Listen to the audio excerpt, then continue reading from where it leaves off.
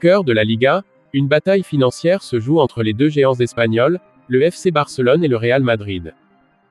Alors que les deux clubs rivalisent sur le terrain, ils se livrent également à une lutte acharnée en coulisses pour équilibrer leur budget et maintenir leur compétitivité.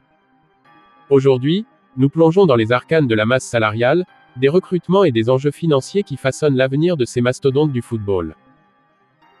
Le FC Barcelone s'approche dangereusement de la règle du 1/1 en matière de masse salariale. Cette règle stipule que les dépenses salariales ne doivent pas dépasser les revenus générés par le club. Javier Tebas, président de la Liga, a confirmé cette avancée significative.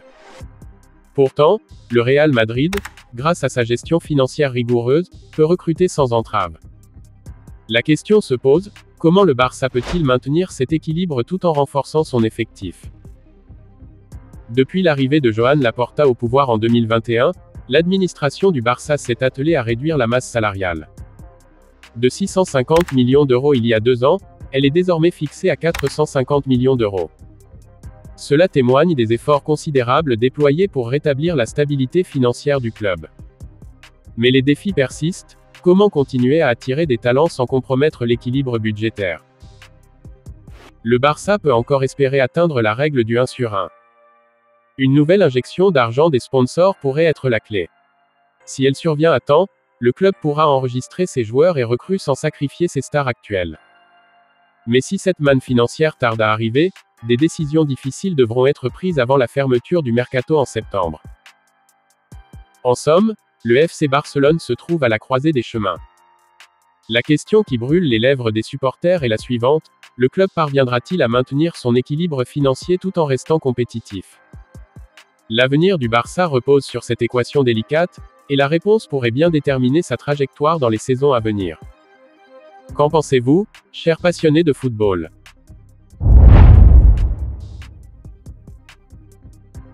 Récemment, Lamine Yamal, jeune prodige de 16 ans, a déclenché une tempête en affirmant qu'il ne signerait jamais pour le Real Madrid. Les fans madrilènes, toujours passionnés et prompts à réagir, ont immédiatement pris position. Mais pourquoi cette déclaration a-t-elle suscité autant de remous? Et quelles conséquences pourrait-elle avoir pour le joueur et le club? Plongeons dans cette saga de déclarations et de réactions. Lamine Yamal, milieu de terrain talentueux, a choisi ses mots avec soin. Je ne signerai jamais au Real Madrid, a-t-il déclaré sans ambages. Pourquoi une telle affirmation? Est-ce de l'audace ou de la stratégie? Les spéculations vont bon train. Certains pensent que Yamal cherche à renforcer sa position au sein de son club actuel, le FC Barcelone, tandis que d'autres y voient une prise de position personnelle. Quoi qu'il en soit, les supporters madrilènes ont réagi avec véhémence. Sur les réseaux sociaux, les commentaires ont fusé. Walsh, un supporter du Real Madrid, s'est interrogé: qu'est-ce qui lui fait penser que nous le voulons? D'autres ont été encore plus directs, affirmant que l'équipe n'a pas besoin de lui. Arda Güler et Nico Paz, deux jeunes talents déjà présents dans l'effectif, ont été cités comme des raisons suffisantes pour ne pas recruter Yamal. La fierté de l'équipe est en jeu, et les supporters ne laisseront pas passer cette déclaration sans réagir. Lamine a répondu à El Chiringuito, qui lui avait posé la question fatidique: rejoindras-tu un jour Madrid? Sa réponse, cinglante, a fait écho à l'arrogance supposée du président du Barça, Gaspar. Ce dernier avait déclaré qu'il n'échangerait même pas Yamal contre Kylian Mbappé. La rivalité entre les deux clubs est plus vive que jamais, et Yamal a choisi son camp. Mais qu'en pensent les autres joueurs? Et comment cela affectera-t-il sa carrière? Lamine Yamal a peut-être déclenché une controverse, mais il a aussi ouvert un débat passionnant. Les supporters du Real Madrid se demandent s'ils ont besoin de lui, tandis que les fans du Barça le soutiennent avec ferveur. Au-delà des mots, c'est sur le terrain que tout se jouera. Et vous, chers lecteurs, quelle est votre opinion? Lamine Yamal a-t-il eu raison de provoquer ainsi le Real Madrid? À vous de juger.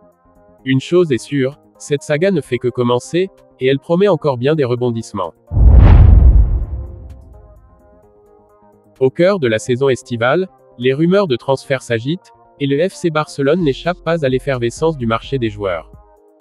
Dans ce tourbillon de spéculation, une voix émerge, celle de Pedri, le jeune prodige blaugrana.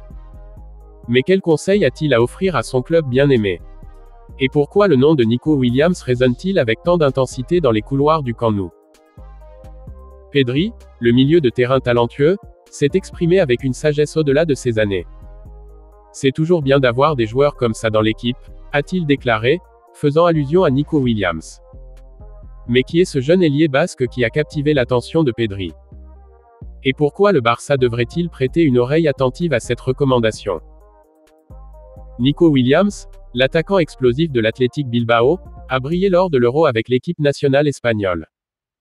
Ses performances électrisantes sur les ailes ont fait tourner les têtes des observateurs. Mais qu'a-t-il de si spécial? Pourquoi sa clause libératoire de 58 millions d'euros est-elle considérée comme abordable pour les grands clubs européens? Et surtout, comment pourrait-il s'intégrer au jeu du Barça? Alors, chers supporters, devrait-on accueillir Nico Williams au sein de notre équipe? Est-ce le coup de pouce dont nous avons besoin pour retrouver notre gloire passée? Ou bien, comme le suggère Pedri, beaucoup de choses doivent arriver, avant que cette décision ne soit prise. À vous de jouer, la communauté Blaugrana. En fin de compte, le Barça se trouve à la croisée des chemins. Nico Williams, avec son talent fulgurant, pourrait-il être la pièce manquante du puzzle? Ou bien le club devrait-il explorer d'autres options? Quoi qu'il en soit, l'été promet d'être animé, et nous attendons tous avec impatience la décision finale. Alors, amis culés, que pensez-vous? Nico ou pas Nico? Répondez, débattez, et ensemble, construisons l'avenir de notre équipe.